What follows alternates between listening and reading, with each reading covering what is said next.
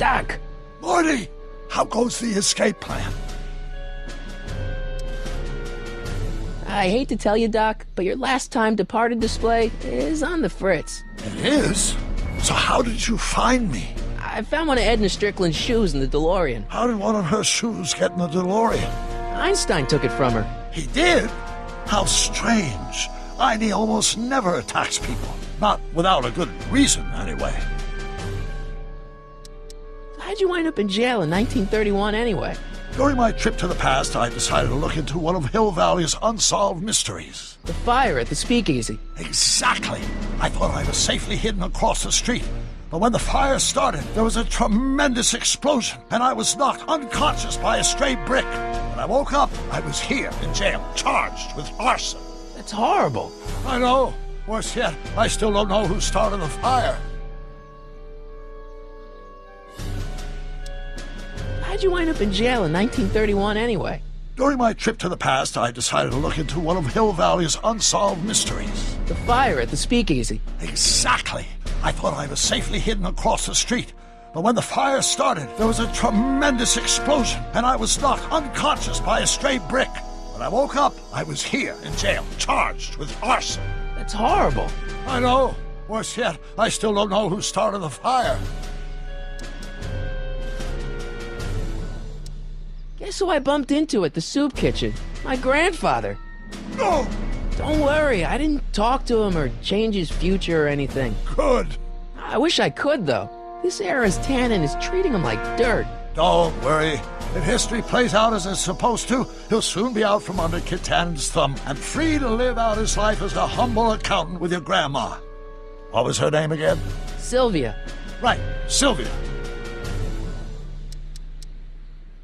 What's the story with this kid Tannen jerk anyway? His father? By this time next year, he'll be pulling down a life sentence in San Quentin. There was even a song about it. Wait, if Biff will be born in 1938, and Kid will be in prison... As I recall, he escaped from prison in 1937 for about 3 hours. That's a busy 3 hours. No kidding.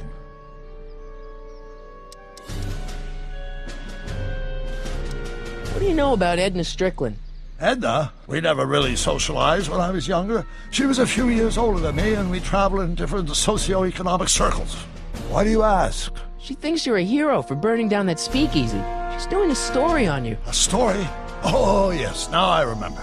Ask Edna, the etiquette column that doubled as a pro-temperance soapbox. She believed that the consumption of alcohol would inevitably lead to a complete societal breakdown.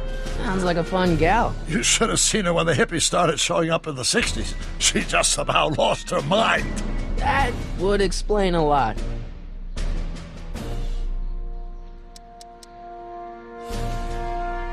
I know this really isn't the right time or place, but I found your notebook. Ah, so that's where I left it. Why'd you bring it here? Because the bank's selling off all your stuff. They can't do that. That's what I keep trying to tell them. Well, you hold on to it for safekeeping. We'll deal with my financial situation in 1986 after we save me from a grisly death in 1931. Hang in there, Doc.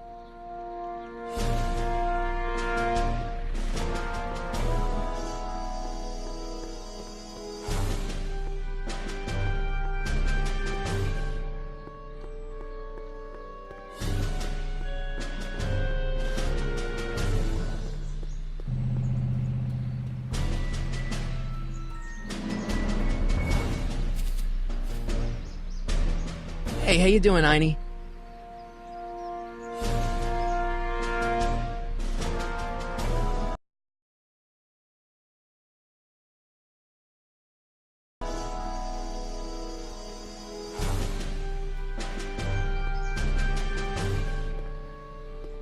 Young Doc's in the courthouse. I hope I'll be able to recognize him. Don't touch those! These are very sensitive legal documents. Nobody is supposed to handle them but sworn officers of the court. Judge Brown says so. Judge Brown? Doc. Nice to meet you. I'm Michael, Corleone. Emmett Brown, but I am a law clerk, not a doctor. Now please get out of my way. I have important business to transact. Naturally, h2 of A multiplied by the inversion of H has to come out less than... Expectation value of A, right? What am I missing here? Or do we take H standard? Doc's notebook doesn't belong to him. Okay, actually, it does belong to him, but not yet. In any event, it's probably a really bad idea to give him a book full of all the things he hasn't invented yet.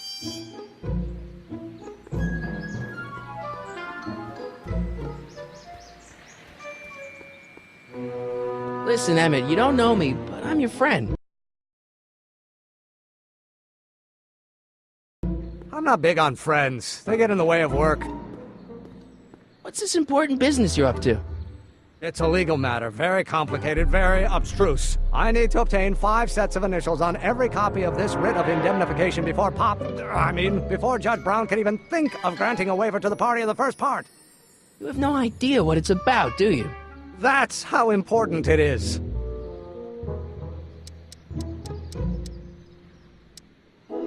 So, Emmett, what time are you through with work? Depends.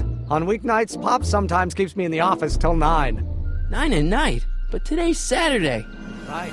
So I probably won't get off before 10. Come on, Doc. Emmett, drop the Legal Eagle Act. I got something more important for you to do.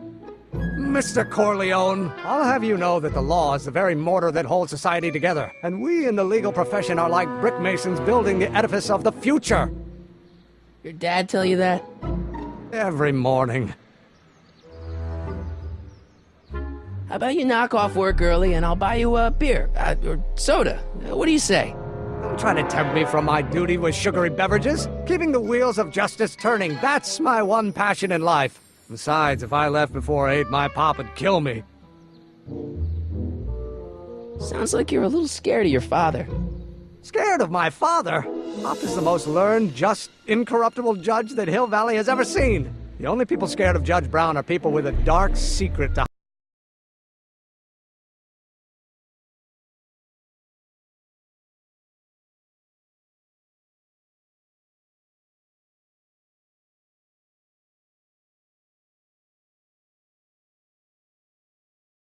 hide. And I don't have a dark secret to hide. See, I'm sort of in the science business myself. That's why I sought you out. Not that I care in the least, because science is the furthest thing from my own area of interest, which is law, but I don't believe you. It's true. I'm a scientist. So tell me something, Mr. Scientist, from your vast storehouse of scientific knowledge. The leg bone's connected to the thigh bone? Amazing. Listen, I understand you're working on a new invention in your lab. Invention? You must have me mixed up with somebody else. I'm in law. I have absolutely no interest in science.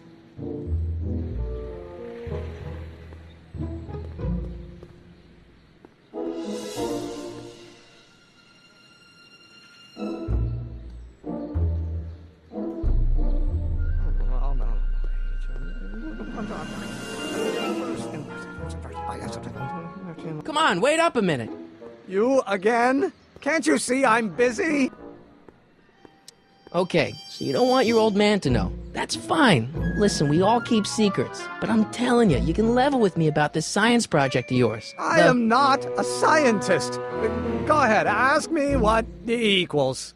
What does E equal? I have absolutely no idea. See? I don't know where you got your information from about me, mister, but you're wrong, wrong, wrong. Will you just give me a chance? Harassment's a federal crime, Mr. Corleone. Come on, you can trust me, Doc. Emmett, it's your future I'm looking out for, in more ways than one. What are you talking about? I'm talking about you and science. Oh, that word again! If you insinuate I'm a scientist once more, I'll sue you for defamation of character! Will you just give me a chance? Harassment's a federal crime, Mr. Corleone. Emmett, about Don't your... say it. Now if H stands for...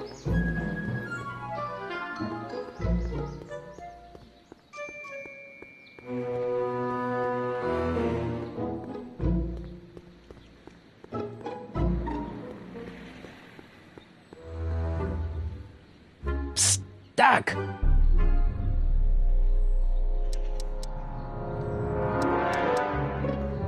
Well, I met your younger self, Great! and I gotta say, you're kind of uptight. What? You won't even talk to me. I find that hard to believe. Tell me what happened. I tried asking him about your rocket drill, but he says he's not a scientist. What? What? Father. What's he got to do with this? In 1931, I was still deathly afraid of my father discovering the truth about my scientific predilections, so I carefully kept them under wraps, practicing science at odd hours, away from his prying eyes. That sucks. It sucked a lot. Fortunately, I eventually stood up to him, but right now, my younger self probably thinks you've been sent by my father to check up on me. What do I do to convince Teen Doc that I'm not a spy? I'm not sure. Why does your younger self mutter all the time? Muttering? Why would I be muttering? I never mutter unless... The Hill Valley Expo! The Expo? Yes, the Expo! How could I have forgotten? In a few months, the younger me will put on a demonstration at the Hill Valley Exposition, my first public foray into the world of science. Everyone in town will be there, including a number of noted inventors who shaped my career. So, it was a big success? No, it was a miserable failure, but it was a spectacularly miserable failure, one which marked my transition from an amateur garage scientist into a professional seeker of truth. What does this expo have to do with you muttering all the time? When I was younger, I used to relieve stress by working on complex mathematical conundrums. No doubt my younger self is working on some impossible problem in an attempt to work off cerebral steam in the weeks before the exposition. What was I muttering about? I don't know, h to the something when the inverse is something else. I'm not so good at equations. That's too bad. I bet if we could solve my younger self's problem, he'd be more inclined to listen to you. I still can't figure out what your younger self is muttering about. Blast! If only I could hear him myself. You know, your younger self seems really dedicated to the law. It's a facade, I assure you. I had to keep up appearances to appease my father. Let's talk about your younger self's problems later. Okay, but don't forget we're on a bit of a deadline here.